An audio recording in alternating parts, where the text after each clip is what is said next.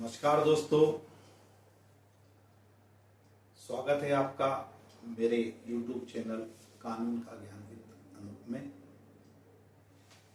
जैसा कि कल मित्रों हमने चर्चा की थी कि हमारे देश का आपराधिक कानून अब बदला चुका है। अब CRPC की जगह BNNS लागू हो चुका है। तो इसमें इन बदलावों में आम आदमी के जो भी अधिकारों में बदलाव आए हैं उसी को लेके ये वीडियो सीरीज में यहाँ बना रहा हूं। मैं यहाँ तुलना बताऊंगा कि CRPC और BNSS दोनों की तुलना आपको करके बताऊंगा। तो चलिए इसी क्रम में मैं आज आपको EFIR के बारे में जानकारी देता हूं। EFIR कैसे करें और EFIR क्या होती है? तो EFIR का मतलब होता है इलेक्ट्रॉनिक फर्स्ट इंफॉर्मेशन रिपोर्ट। बहुत ही सरल है, शब्द पे मत जाइए। Electronic first information report. आप घर बैठे बैठे बहुत ही आसानी से अपने मोबाइल पर अपनी शिकायत को दर्ज करवा सकते हैं। जैसे कि बिना थाने जाए ऑनलाइन शिकायत दर्ज करना, चोरी, मोबाइल, गाड़ी या अज्ञात अपराधों के लिए।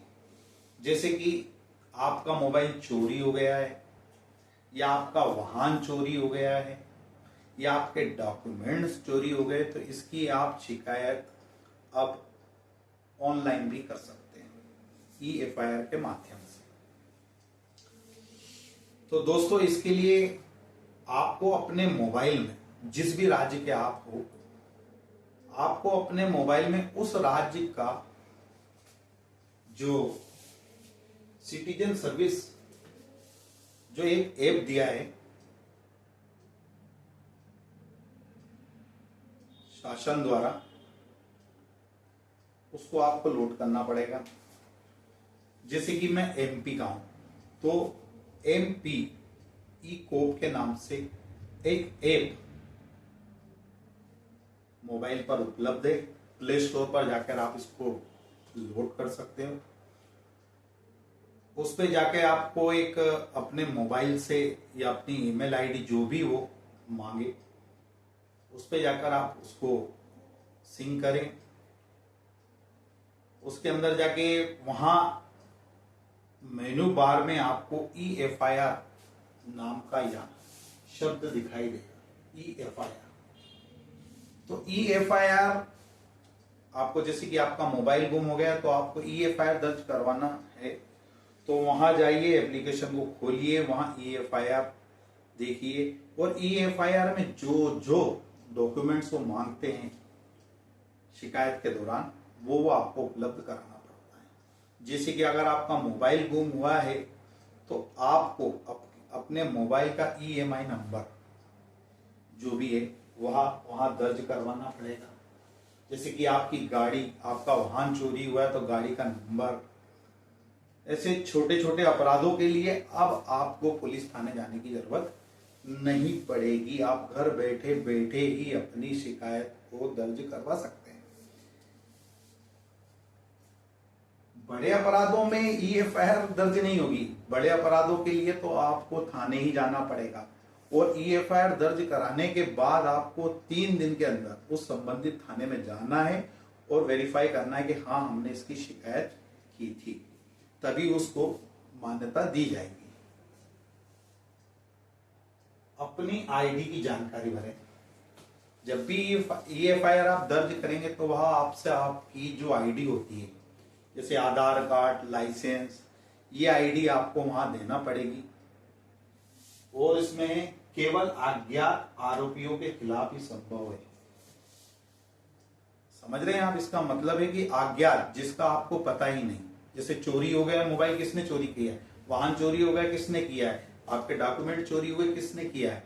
तो इसके लिए ये होते हैं अज्ञात आरोपियों के खिलाफ भी। गंभीर अपराधों में EFIR दर्ज नहीं होगी, जैसे मारपीट वगैरह या कोई बड़ा अपराध हुआ तो उसमें आप EFIR दर्ज नहीं कर सकते, उसके लिए आपको थाने ही आना पड़ेगा। EFIR का एक फायदा है कि EFIR की कॉपी आपको तुरंत ईमेल या व्हाट्सएप के थ्रू आपको अपने मोबाइल पे मिल जाएगी। उसी में चलते हैं, जैसे मैंने आपको कल बताया था, उसी में आपको एक चीज वापस से दोहराना चाहता हूं कि 0 FIR ये महिलाओं के लिए सबसे सुरक्षित है। आप देश के किसी भी थाने में जाकर अपनी 0 FIR दर्ज करवा सकती हैं।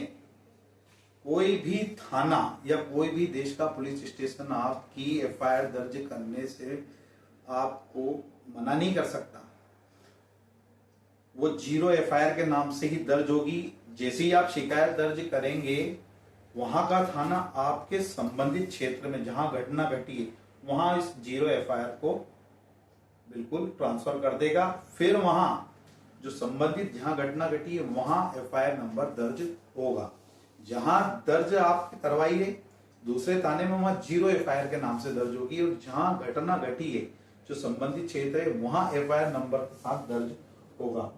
जैसे कि कभी कभी महिलाएं, ये महिलाओं की गोपनीयता के लिए है कि जैसे कभी कभी महिलाएं जैसे कि कहीं अपराध घटा है और कहीं गई, एकदम उनको लगा कि नहीं FIR दर्ज करवाना है, तो आप किसी भी पुलिस स्टेशन में जाके 0 FIR के नाम से FIR दर्ज करवा सकती है। ऐसे ही कई बात है। अब मैं आपको एक चीज और बता सकता हूं कि जैसे कि एक कानूनी चेतावनी भी है। जैसे आप 0 FIR दर्ज करवा रहे हैं या EFIR दर्ज करवा रहे हैं, तो याद रखिए कानून आपकी सुरक्षा के लिए, लेकिन गलत जानकारी देकर EFIR दर्ज करवाना भी एक अपराध माना जाएगा। उसके लिए आपको दंड भी दिया जा सकता है। तो जो EFIR होती है वो आपकी 173(1) के तहत होती है, और आपकी जो 0 FIR होती है, शून्य FIR, वो 173 धारा के तहत होती है। तो दोस्तों, मैं ऐसे ही आपको प्रतिदिन अच्छे अच्छे वीडियो के माध्यम से पुराने कानून और नए कानून की जानकारी देता रहूंगा। अगर आपको मेरा वीडियो अच्छा लगे तो आप मेरे वीडियो को लाइक करें, सब्सक्राइब करें और कमेंट जरूर करें, ताकि मुझे आपकी राय मिलती रहे। और अगर आपके मन में भी अगर आपके मन में भी कोई विचार हो तो मुझे कमेंट बॉक्स में लिखे, मैं उसका आंसर जरूर दूंगा।